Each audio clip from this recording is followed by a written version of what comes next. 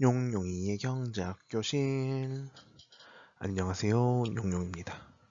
오늘은 떨어진 주가가 얼마나 회복해야 내가 회복했다라고 말할 수 있는가에 대한 이야기를 조금 해보려고 합니다.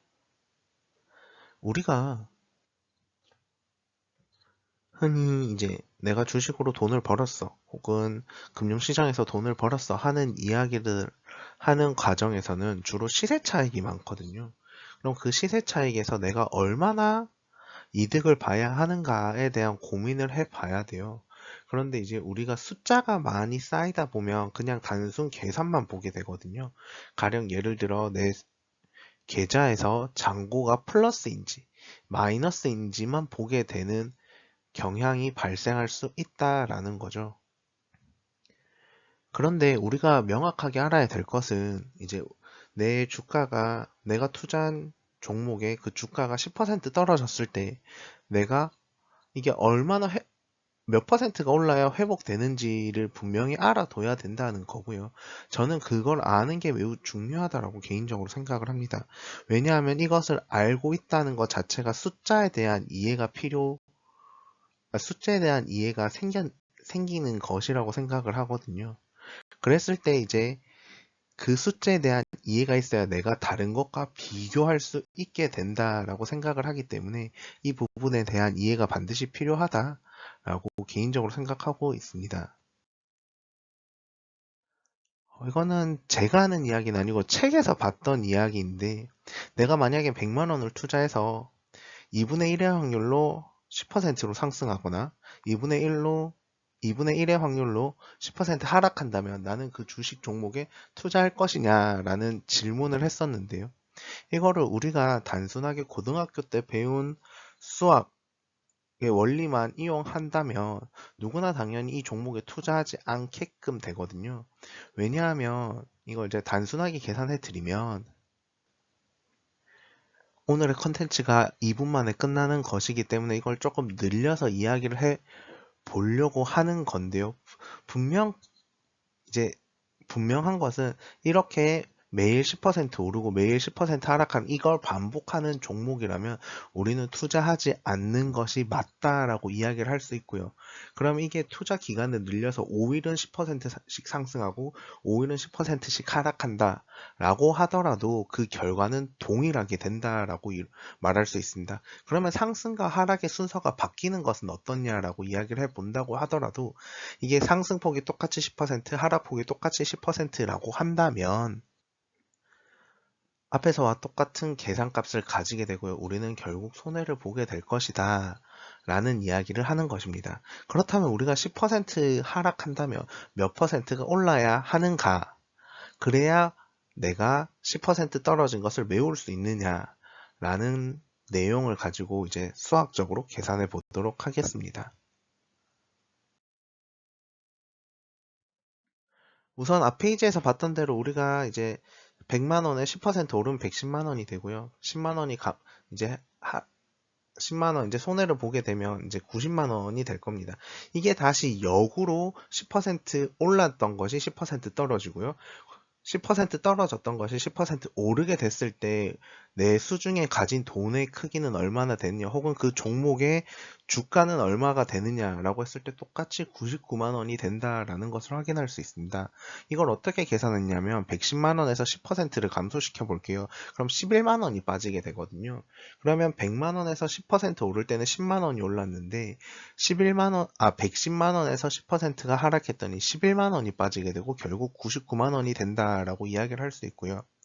마찬가지로 100만 원에서 10%가 빠졌더니 90만 원이 됐는데 이 90만 원에서 10%가 오르니 90만 원에 10%인 9만 원이 올라서 이제 99만 원이 된다라는 이야기입니다. 그래서 결국 우리가 10% 오르고 10% 하락하고 그 다음날 이게 반대로 이루어진다라고 한다면 우리는 이틀 만에 만 원을 손해보게 된다라는 거고요. 이게 똑같은 상승폭을 유지하게 되면 결국엔 이제 날이 계속해서 증가하다 보니까 지금은 이틀에 만 원이 빠진 거잖아요. 이렇게 해서 계속해서 증가하다 보면 우리가 결국은 0으로 수렴하게 될 것이다 라는 것을 예상할 수 있습니다.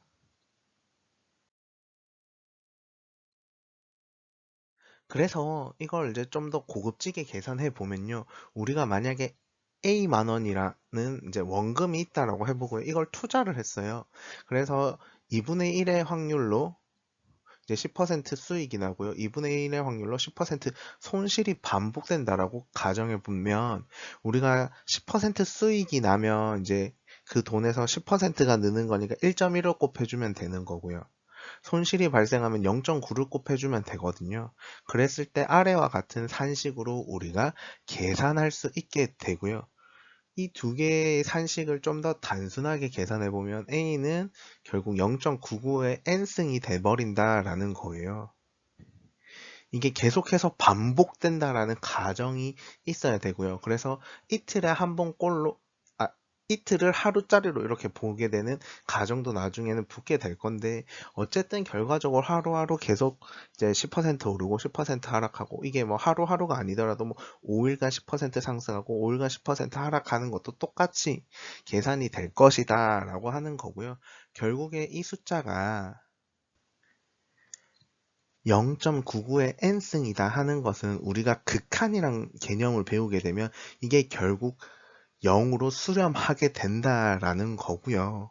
이게 0으로 수렴하면 A 곱하기 0은 0이 되기 때문에 우리는 이제 손실을 보게 될 수밖에 없다라고 이야기를 할 수 있고 그게 계속해서 반복된다면 나의 투자 원금도 0이 될 수 있다라는 이야기를 하는 것입니다.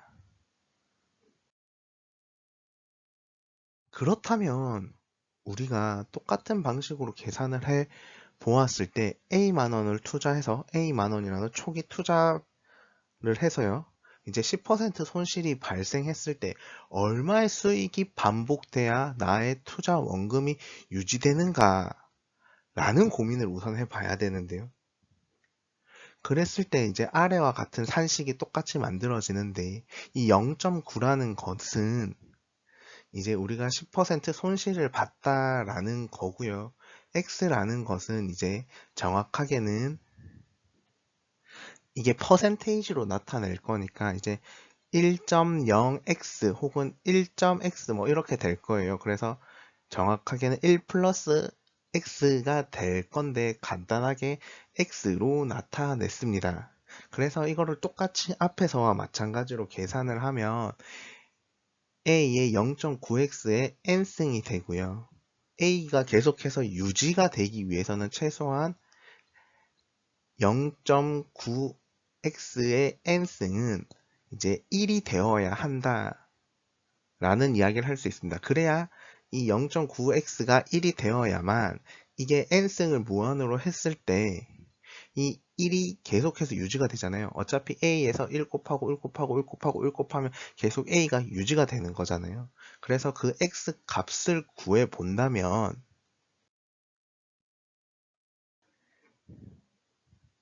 이 x 값은 결과적으로 이제 9분의 10이라는 숫자가 나타나게 됩니다.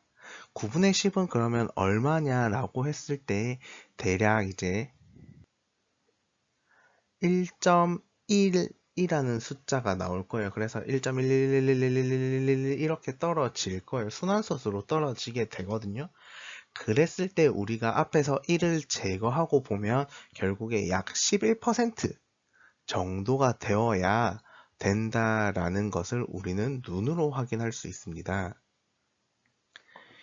그러면 우리가 알 수 있는 게 뭐냐면 우리의 주가가 10% 떨어진다면 11%보다 조금 높은 11.11111%가 올라야 나의 원금이 유지된다라고 이야기를 할 수 있고요.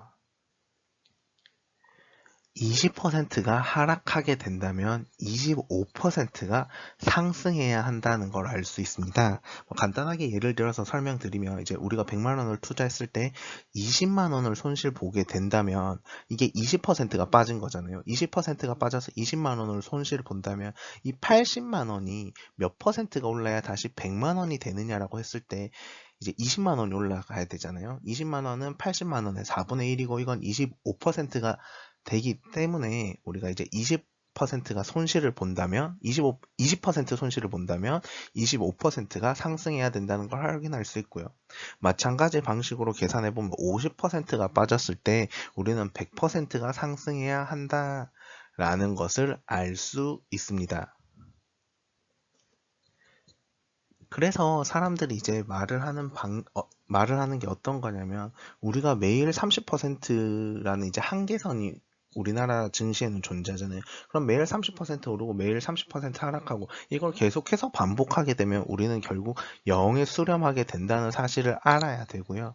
내가 손해를 봤을 때 이 오르는 양이 퍼센테이지가 훨씬 많아야 우리가 원금이란 걸 유지할 수 있고요. 또 우리가 금융에 대해서 다루는 것 중에 하나가 뭐냐면, 이 금융에서 우리가 소득을 벌어야 되잖아요. 그 소득이 무엇보다 높아야 하는가를 분명 고민을 해봐야 돼요. 그랬을 때 우리는 뭐 보통 예금이나 혹은 적금보다 높은 수익률을 원할 때 이제 주식 투자를 하게 되는 거거든요.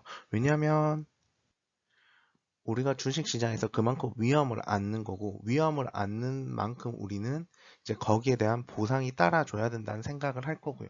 거기에 플러스로 시간에 대한 보상도 존재하거든요. 그래서 우리가 이 주식 투자에서 돈을 번다라는 생각은 첫 번째가 시간에 대한 보상이에요. 그 시간에 대한 보상은 이제 예금 금리와 비슷하게 흘러가게 되고, 뭐 예금 금리, 채권 금리와 비슷하게 흘러가고, 여기에 플러스 알파로 우리는 위험을 안아야 되는 거죠. 위험에 대한 보상도 함께 안아야 된다라는 이야기는 뭐 중학교, 고등학교 제 경제를 다루면서 했었던 이야기고요. 그랬을 때 우리가 분명 손실을 보는 날이 있을 거예요. 그랬을 때 내가 얼마나 더 메워야 하는가, 얼마나 이게 주가가 더 상승해야 내가 원하는 수익률을 얻는가를 이제 스스로 계산할 수 있게 될 것이라고 생각하면서요. 우리가 금융을 하면서 왜 수학이 필요한지, 경제를 하면서 왜 수학이 필요한지에 대한 아주 간단한 이야기를 잠시 해봤었고요.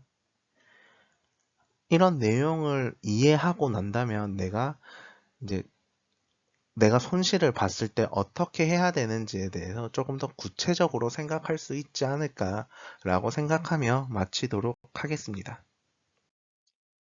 질문 있으시면 댓글로 남겨주시고요. 구독과 좋아요는 필수입니다.